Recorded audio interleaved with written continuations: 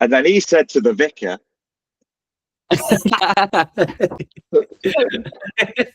sorry. Okay, welcome to Ignorance is Myth. So today I'm here with the Witch Blair, as per usual, at Instagram at the Witch Blair, and we are talking about myths. Let me get our myth up today. So firstly, we're going to look at Odin's sacrifice for wisdom. So Odin, like, correct me if I'm wrong here, he is kind of the main god, right, of Nordic. It's the All Father. So he's like, sorry, excuse me. He's big papa to Thor, married to Frigga. Was sort of like the head of the Aesir, the Norse gods. Mm-hmm. Okay, nice. I think a little one eye, two birds, big spear, horse with 8 legs that Loki turned into a horse, fucked another horse, gave Odin the baby, which was a horse with 8 legs.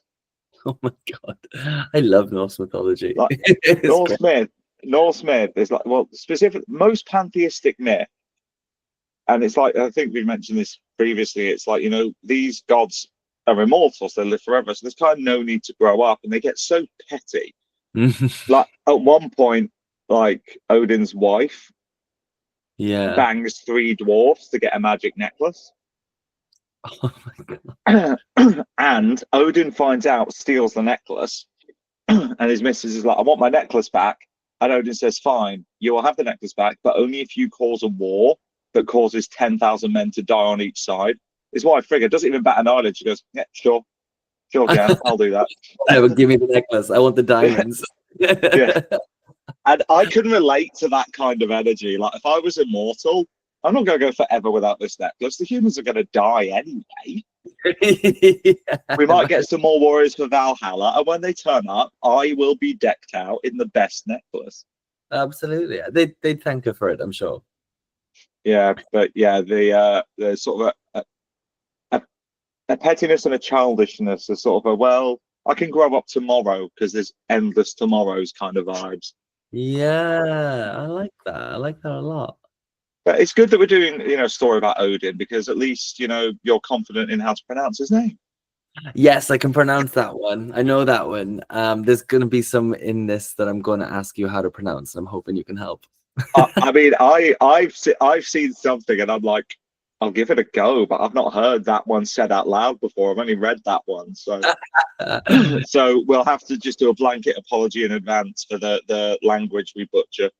Absolutely, absolutely. God knows I try to speak as many as I can, but old school Nordic language is. We need more Welsh, Irish, Turkish myths, like, you know, where we can just walk in with confidence. We need to do some Welsh so that you can make me try and say something, and then believe me about it. That's exactly what I need. Right. Okay. Alternate Ceridwen. Oh, the story of Ceridwen is dear to me. Absolutely dear. Oh, and I know. Yeah, I could pronounce all those ones. It'd be wonderful. But right, let's crack on with Odin's sacrifice for wisdom. So here we go. Before he was All-Father, before the runes whispered their secrets, Odin was a seeker, thirsting not for power or fame, but for wisdom. He knew. I know 6 million drag queens who should really focus more on that. Yeah. Oh my gosh. If people just focused more on gaining wisdom than power or fame, then I think the things that we could do, as we're about to learn in the story, the things you can accomplish, delicious. And the first step to wisdom is admitting you know nothing. Is that a Buddhist one? I think so. Yeah, that definitely rings true. Yeah, absolutely. So he knew that knowledge was the foundation of all things, the future, the past, and the delicate threads that connect gods and men. But wisdom is not given freely. Not in this story. Okay, we're approaching a word, so not in real life either, to be fair. Like, no one becomes wiser without going through something terrible. That's so, yeah, I think that's so valid. It's Like if like, because like you get warned about making mistakes, but then you make them yourself, and that's how you actually learn like the wisdom of the advice you were previously given. And absolutely, like we talk a lot about in like holistic therapies, about how the body sends messages to the brain, and the brain's real language that it speaks better than anything is sensation, understanding sensation. And I think if something hurts, be it emotionally, physically, whatever, you learn quickly not to do it. Or if something feels yeah, good, you learn quickly. it's the survival instinct. You Yeah. know, we I was actually talk quite a bit to my own therapist about this. It's like we treat certain emotions as negative, but they're they're pain responses. It's warning you. It's your survival instinct kicking in. You know, when you get angry, it's because something is hurting you, and Mm, that anger is often misdirected because you can't tackle it to the thing. It's like, you know, anger, sadness, they're all things we're meant to feel. You know, mm, it's our survival instinct telling us there's something negative going on that you need to either, you know, fight or flight. You need to deal with it or remove yourself from the situation. mm, mm. But there's all this thing, you know, we're told as kids, oh, stop crying, or no, don't shout, no, don't stamp your feet. And it's like, but then there's no replacement for how to deal with these emotions, and they're just construed as negative. Whereas actually, it's the same as a physical pain response. Yeah. And Yeah. the problem, I think the reason we have so many people struggling with their mental health at the moment is we don't have like fear, anxiety, dread, um, anger, unease. We don't have those, oh, in this situation anymore. There's just this constant in throughout the whole world sense of it, this oppressive sense of dread. And that's meant to be something we feel in an emergency. But the world's now been built to a point where you feel like it all the time Yeah. because, and this is just where my conspiracy theories come in, you know, the rich and powerful, they want you to be numb to those responses so that Yeah. you don't fight back or flee. Mm. And then it's easy to encourage you to see someone as more vulnerable and direct your anger at them for the way you feel. We're actually trained to misdirect our anger and not direct it at authority figures or, you know, those in charge. Yeah. I completely agree with that. And I think just to take us a little bit off topic, but I read Oh, I've some. already done that. You've already done that. I'm going to take us a little further. I Yeah. read something like a few days ago, and it was saying that how are we expected to do well and support ourselves financially and understand how the world works when the system told us to go to university and study this and then do that and that.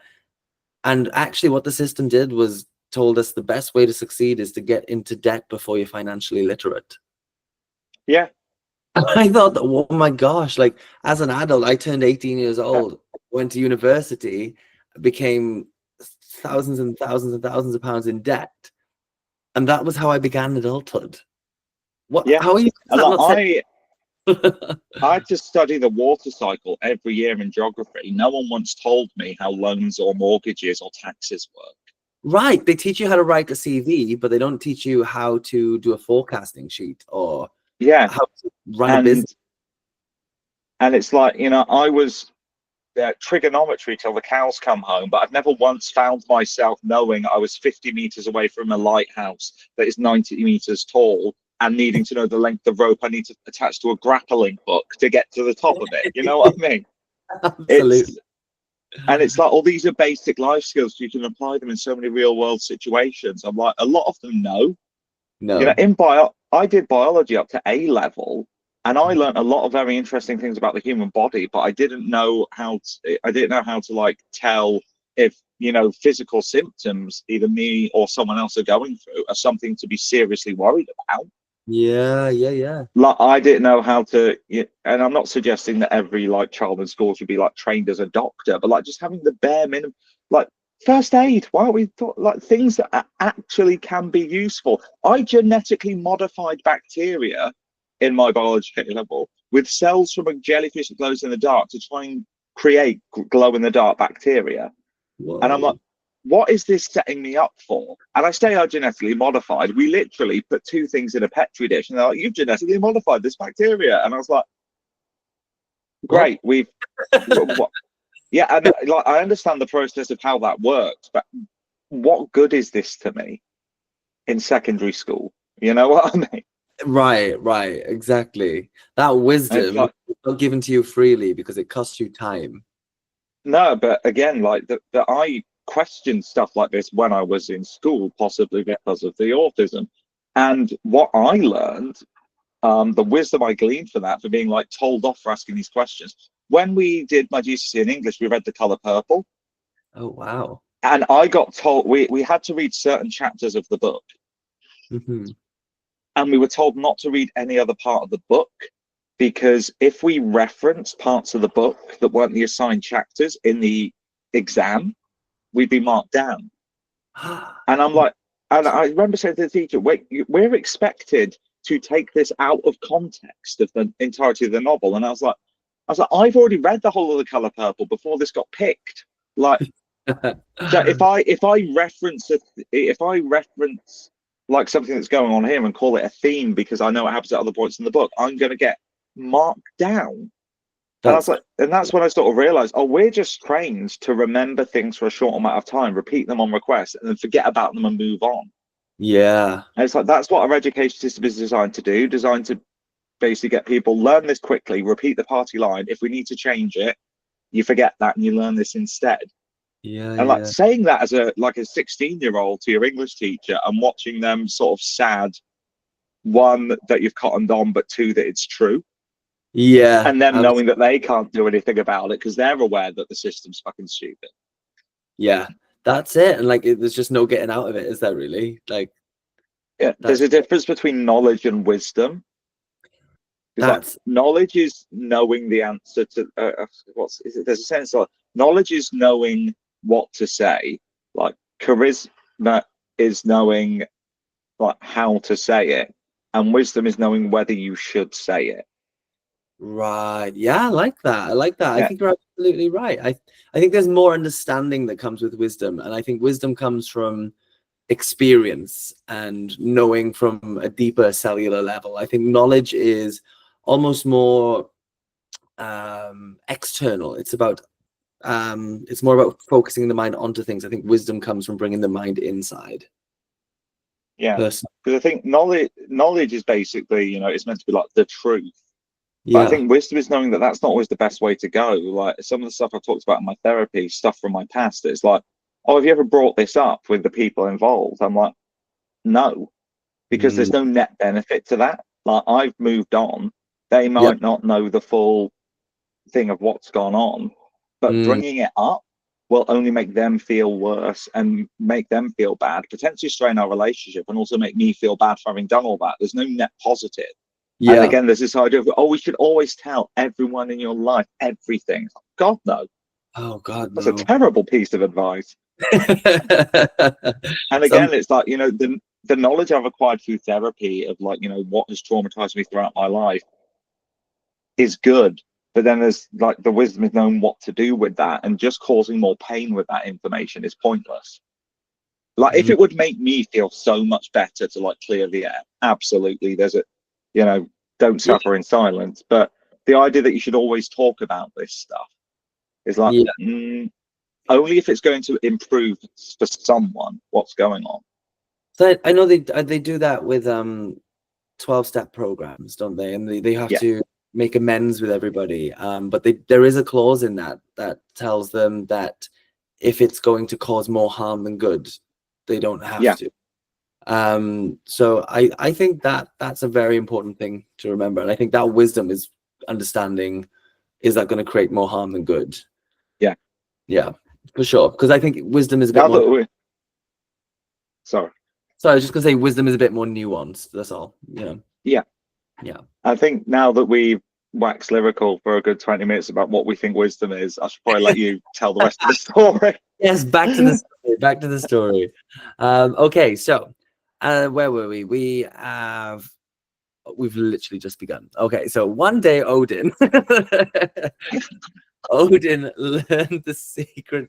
He learned of a sacred well. Now, this word I'm gonna butcher. Mimisbrunner. Any idea? That's probably what I'd call it, me, Miss Bruno. Mimisbrunner. Okay, we're gonna go with that. We're gonna go with that. It is the well of Mimir. And the guardian. I'm like, did I do well? The guardian of all wisdom. So this well is the well of the guardian of wisdom.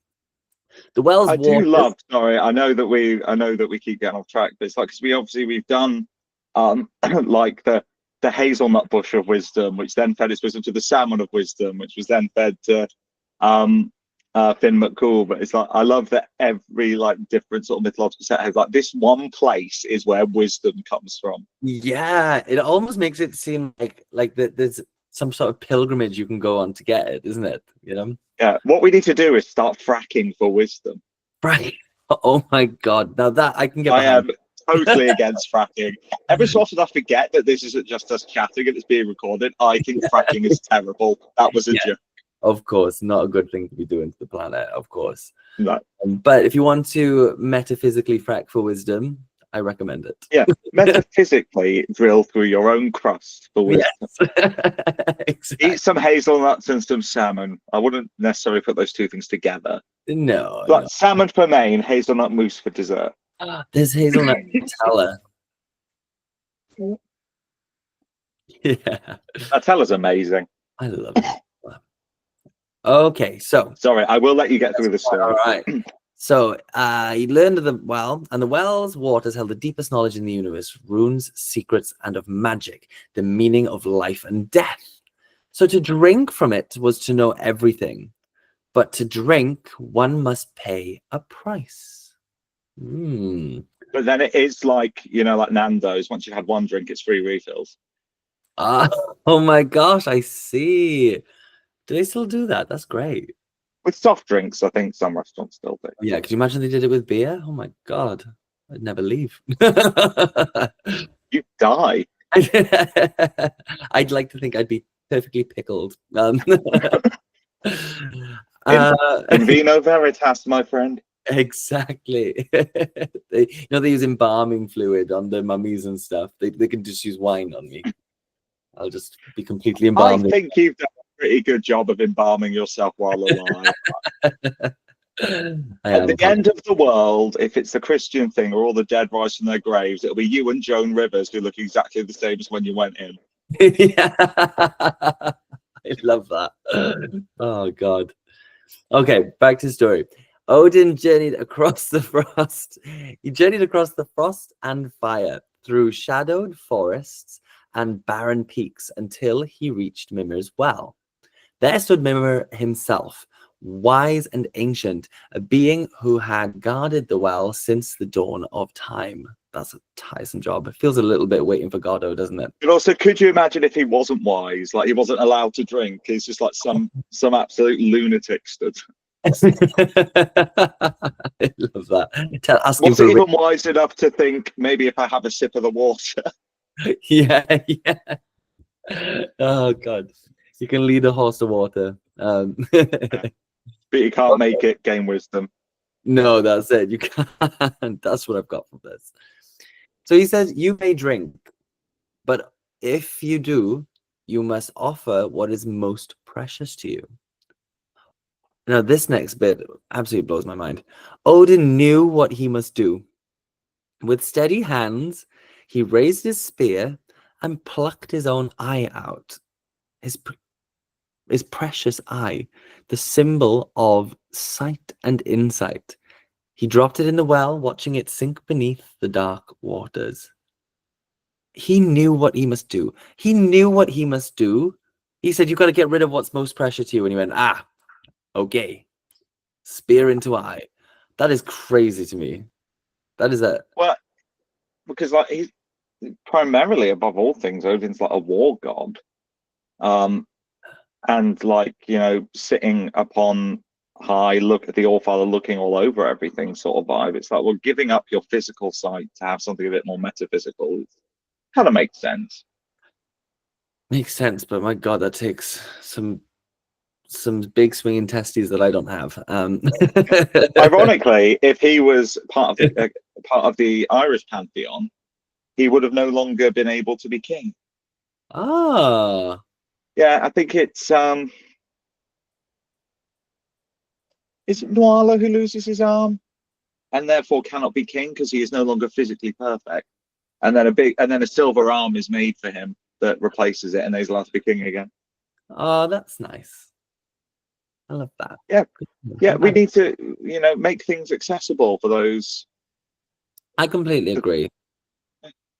I completely agree. That But anyway, prosthetic, even then, easily done. Easily done. obviously, it's hard to make magic silver arms these days. People have forgotten how, but yeah, yeah, they're not quite as are probably more expensive these days, mind you. Anyway, so moving on. He felt this pain that pierced him, not just physical but spiritual. Part of him was gone forever, yet he did not hesitate. He bent down and drank.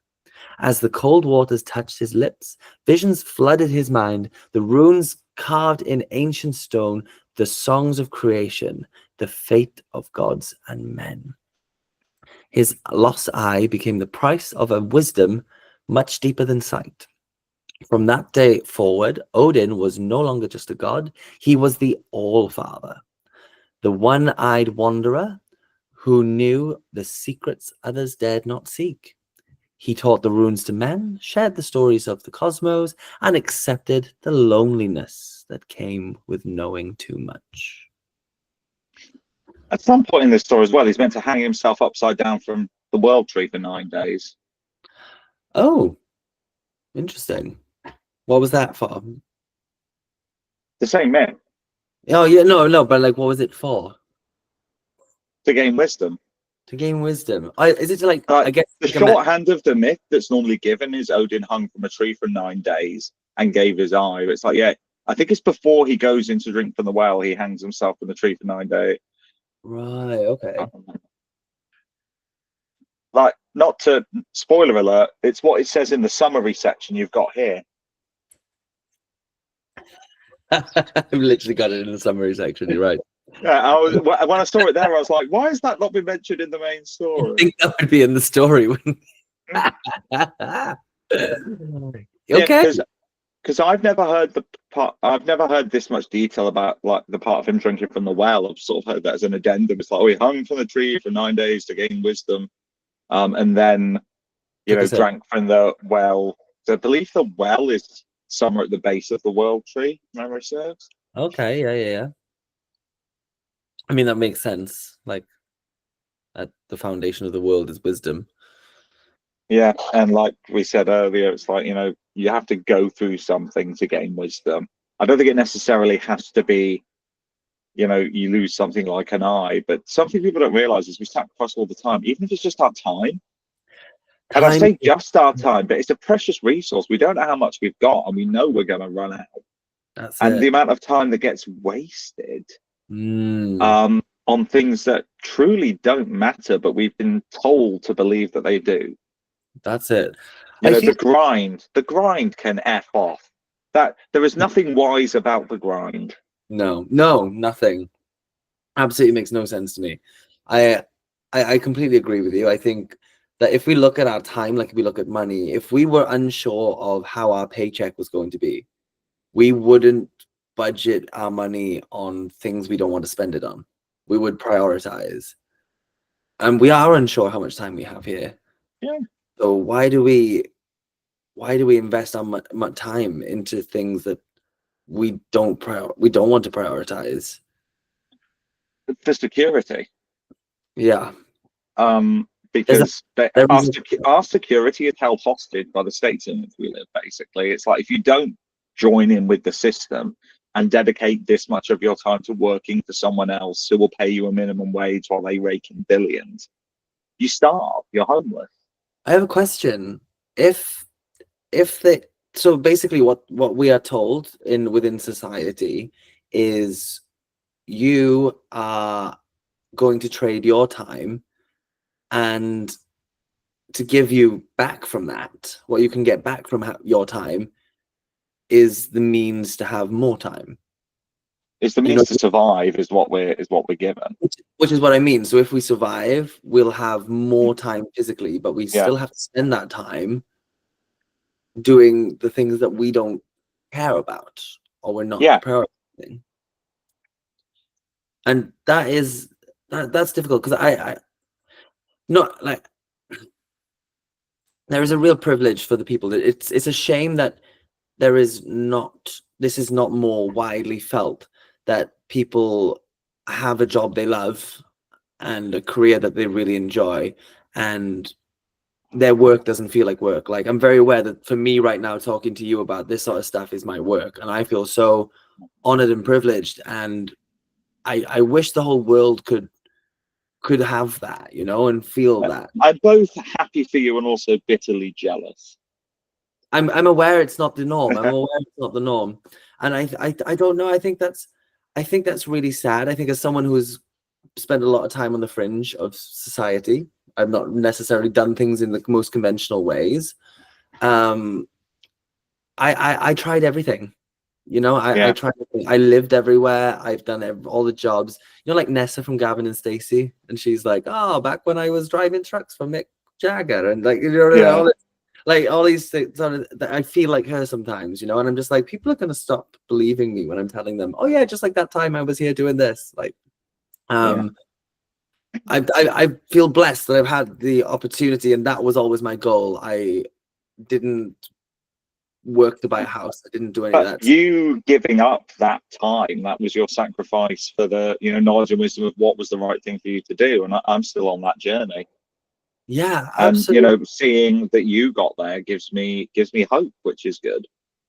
Good. I'm glad that gives you hope. But like, you know, I'm far from the end of it, you know. Things are changing and Oh evolving all. yeah.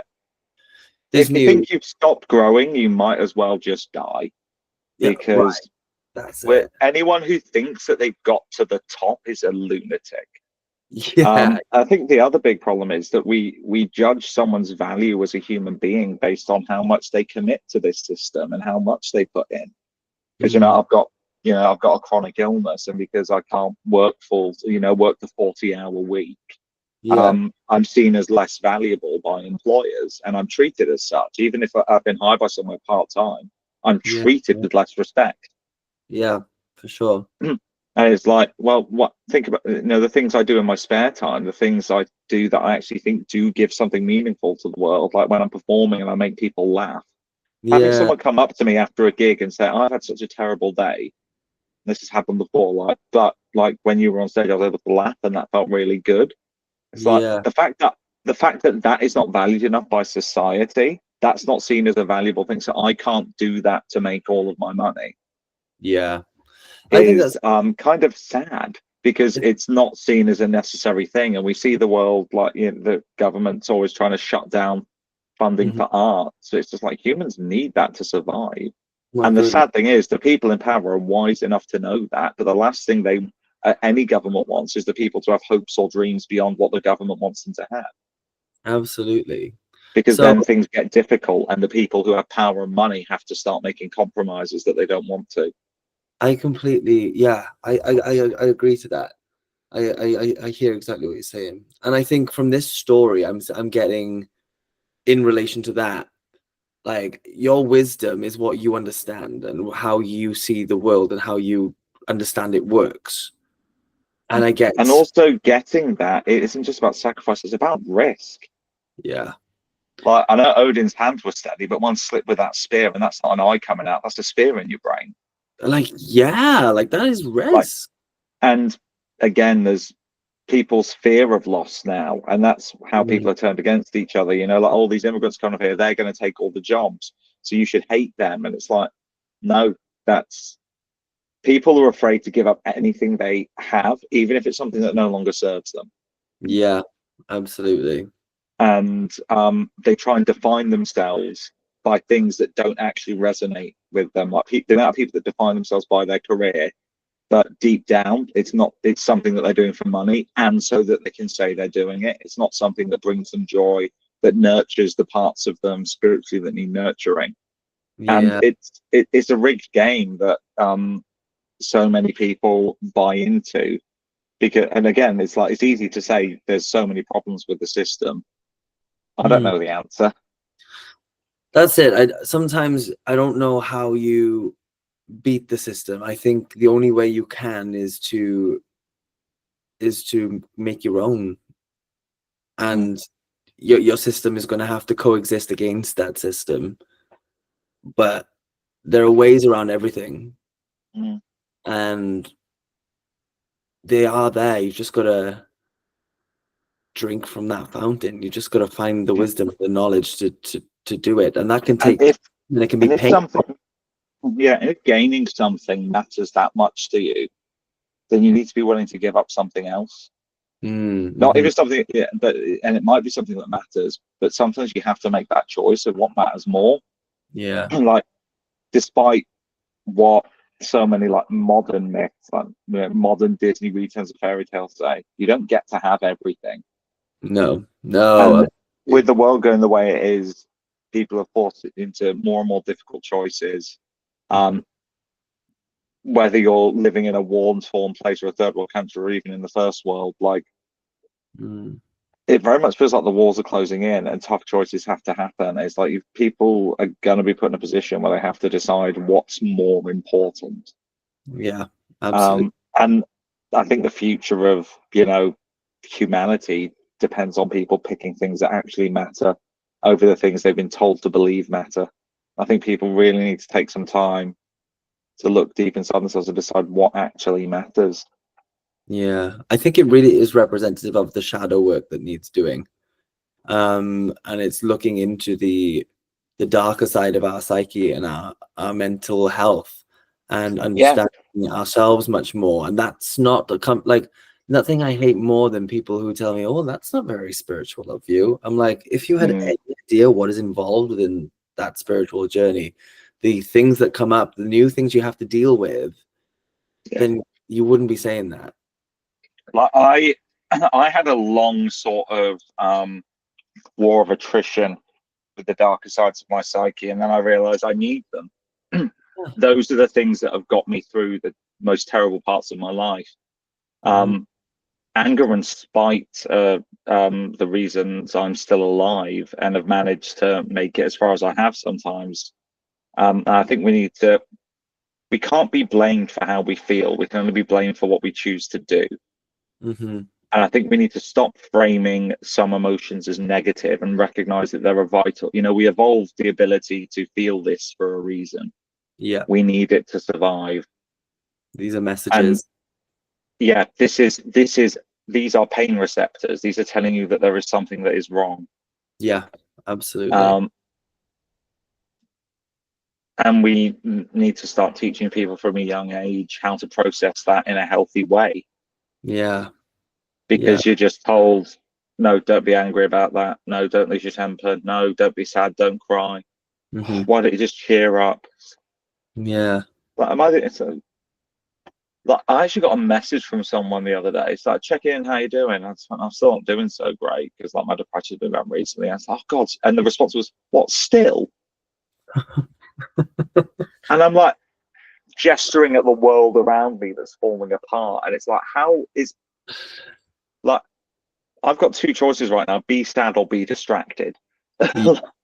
That's it. And you find yourself in those moments, and it happens to a lot of people, but it Yeah, doesn't happen to everyone. And I think the people it doesn't happen to are the people who spend a very short time there and have come straight out of it. yeah, They don't understand it when sometimes I just need the week to feel a bit shit about myself, yeah. And like I honestly resent and envy Mm. that like when I used to DJ in nightclubs and stuff. It's like the people who were just like, oh yeah, smashed it at work this week, getting pissed this weekend, back to it on Monday, work sesh, work sesh, work session. I'm like, no existential thought has ever crossed your mind. How Ignorance is myth. is yeah, ignorance is bliss, isn't it? And I'm just like, and sometimes I think, God, would I rather be like that? Mm. And I think the answer in the end is no, purely because if I ever accidentally twigged, I'd feel Mm. like I'd wasted my life.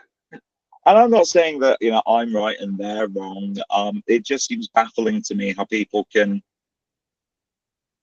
not even register how much suffering is going on in the world and then be so easily turned towards hating people who are suffering just as much, if not more, than you. Yeah. Um, and again, it's like, not my problem sort of the I'm all right Jack mentality, and it's like, I'm convinced that I was not the only person in a history class who had to read that. They came for them, but I did not speak out for them, for I was not one of them. And then they came for them, I didn't speak out, I was not one of them. And then they came for me, and there was no one else to speak out for me. It's just like, I keep coming back. Capitalism is the bad guy in everything, and the people with all the money and power are the problem. Yeah. And it's like, we need more myths about that. Yeah, I think a good Robin Hood complex is I think there's a healthy dose of that, isn't there? Yeah, the way I see it, the enemy of my enemy is my friend, and my enemy is the rich and powerful. Yeah, that's fair. That's fair. You know, and I think you're right. I think the system, the way it is definitely very flawed. I think it is something that we should start to learn to work alongside instead of within. And like, I think people need to be willing to sacrifice some of the creature comforts they view as necessary for things that actually matter. And again, because like, you know, the word sacrifice is often misconstrued. You know, it means to make sacred. I mean, like, in giving that up, it's worthy, because you are giving up something that meant something to you to try and get, or to do something more important. And again, like, going back to like the sacrifices of time, the amount of people who now worship at the altar of TikTok and the smartphone and the 7-second funny video, and like, those things drain away your time, and you could be doing some. And again, you're trained to get the quick dopamine hit, but you could do something so much more fulfilling. And but that would require sacrifice. That would require not getting your quick dopamine hits, just sitting and staring at your phone. That's it. And I think people are afraid to make a sacrifice, mainly because they're afraid that they might give that up and then fail. They would take out the eye but fail to gain the wisdom. And the confidence to take that risk is something that I think people are lacking, especially in like our culture, because it's the idea of, people will feel that they're doing well if they can afford every now and again a small luxury. If you could afford every couple of weeks to have a takeaway, or you have a nice phone, you feel like, well, I'm not doing so badly. And it's like, our generation is the first one to be poorer than our parents. Yeah. And it's like, oh, but I got this amazing phone my parents didn't have. It's like, that's because technology's come on, but societally we've gone backwards. Yeah, absolutely. And I think if people aren't willing to make a sacrifice, something will be taken. Yeah. Because the system is unsustainable. And if you don't choose to balance the scales, I think they balance themselves. And in that case, you don't get to pick what you lose. Oh, yes. That's one of my, in like, you know, mystical practice, that's one of my big rules, is like, if you don't decide what you're giving up in exchange for, like, you know, a mystical work, or, you know, an exchange with a deity or something, then something will be taken. Yeah. If you just reach out to the world and say, I need this, everything has to be paid for. Even if it is just with the resource most people ignore, their time. Everything costs you something. And if you don't, in any exchange, determine what you will be paying with, something will be taken. I think that is just, you know, I think that's an immutable law of not just the metaphysical universe, but the physical one. Yeah. I think that's really important what you've summed up there, to be honest. I think it's very, very like disturbing that Odin just took his eye out in that part of the story. But the beauty of this is that the wisdom was there. The thing that is most valuable of all is there and achievable to get. And he decided what to pay. He decided what to pay. The guy who was there, what was his name? Mimir. He was there and said, you have to give something. What are you going to give? And he decided. And if he was to just take a sip without giving anything, I guarantee a lot more than his eye would have gone. Yeah, it's like I like I run D&D campaigns. Yeah. I often play like these powerful like archfey and non-player characters for my players to deal with. And my players don't trust me. They say I don't play an archfey, I am an archfey, and I kind of respect that. And they'll note down everything that is said so carefully. Yeah. Because like one of our players once said, "Oh, how about to pay for this magic item we need? How about I give you a story?" And the Right. creature said yes and shook his hand. And it's like, but you said give, you didn't say tell. So he forgot the story, as did everyone else who was involved in that adventure he was going to tell about. And it's like you have to, because like you have to be so careful. Mm. And I think that applies to real life as well. So many people think they're just giving up their time for their jobs, but how many are actually paying with their mental health? Yeah, there's a lot to be. Yeah, that's it. They haven't The decided. terms and conditions, they Yes, exist even if they're not written in a contract. absolutely. Societal expectation is the worst. I'm saying that mainly because I'm autistic, and I think all the ridiculous games we play are terrible. Sat in a job interview. Oh, well, why do you want this job? Real answer that I'm not allowed to say, because I need money to pay my bills. I Mm. then lie and say, oh, I really like this about this company. I really like this. I think the work will be really fulfilling. Everyone in the room knows it's a lie, but we're expected to do the song and dance. Where do you see yourself in 5 years? I don't know. Hopefully not hiding in a bunker because World War III started. What do you want me to say? Oh, well, hopefully I'd have progressed up through the company. Everyone in the room knows it's a lie and we do it anyway.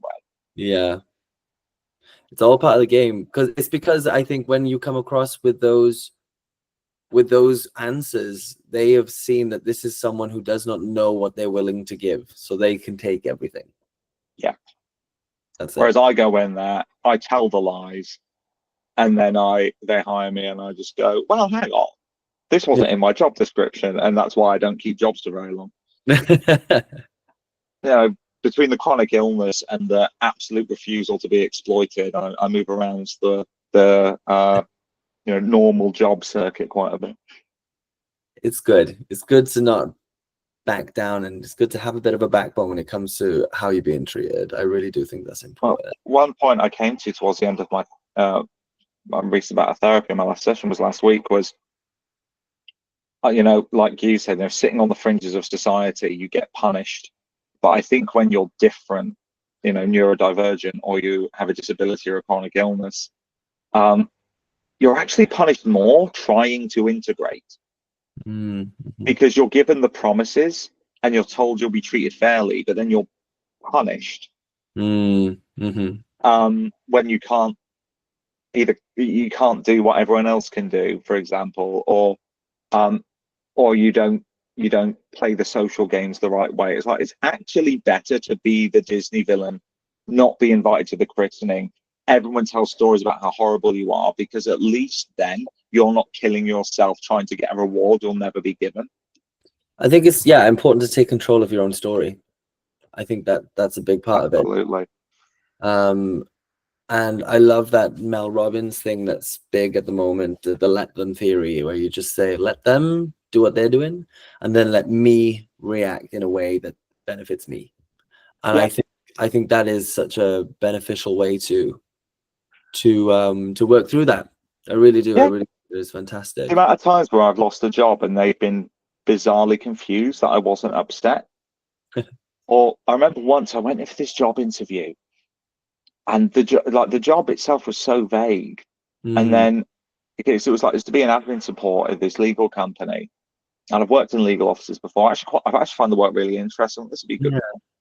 And then I was like, so what exactly is is there a specific department I'm being assigned to? And they said, oh well, you'll actually be working out of the mail room, and you'll be processing the mail, and then it'll be if someone needs to dip into the admin pool, they'll grab you. And I'm like, so my job is going to be sorting mail, then what, sitting around? And like, oh, I guess if things need cleaning, you could do that. And I just went, I'm going to stop you there. I think I'm good. I don't think I want this job. And I was 24 at the time. And these two middle-aged man, middle-aged woman would say, oh, we were going to offer you the job. I was like, thanks, I don't want it. And they could not compute. And something people don't realize about job, the word is interview. They Yeah. view you, you view them.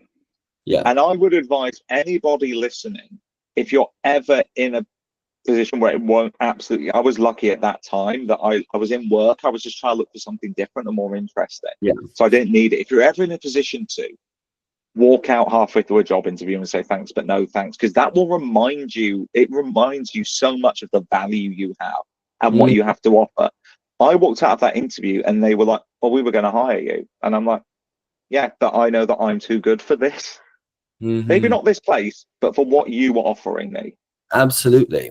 Yeah, absolutely. I know Because a friend said, oh, but you could have spent most of your days just sat around getting paid. It's like, that sounds great in theory. Do you have any idea how easily I get bored? God, that'd be soul destroying. And it's not, but because again, employers don't pay you for your work, they pay you for your time, hourly rates, a lot of them. So it's like, oh, I know that's not in your job description, but you're here and I'm paying you, so you have to do what I say. I keep looking at this, it's not a watch, it's a bracelet.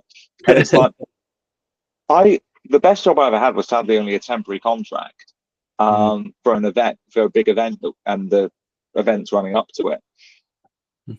And I remember once I was an assistant to this operations director. I remember I turned around once and said, oh, I've done this. She's like, what do you want to do next? And she was like, there's literally nothing to do until this was on Friday, there's nothing to do until the event on Monday. You can go home. I was like, I've only been here 2 hours out of the day. And she was like, yeah, but I'm not just going to make you sit here when there's nothing to do. She's like, I've got one meeting to have and then I'm probably going to go. But I was hourly rate, I wasn't salaried. And I was like, is there anything I can do? Because I can really do with the money. And she just looked at me like, I'm still going to pay you. And it just blindsided me because I was like, oh my God, is this what it's like to be treated with respect? As long as the work gets done, who cares when it's done? But as an insomniac, I would survive so much better with so many of the jobs I've had. I've had so many jobs where I work remotely, but I'm still expected to work like 9 to 5. And it's like, some days I don't get to sleep until 4 or 5 in the morning and I have to get up 4 hours later, do a bad day's work. It's like, wouldn't it have been so much better if I could have done it all last night?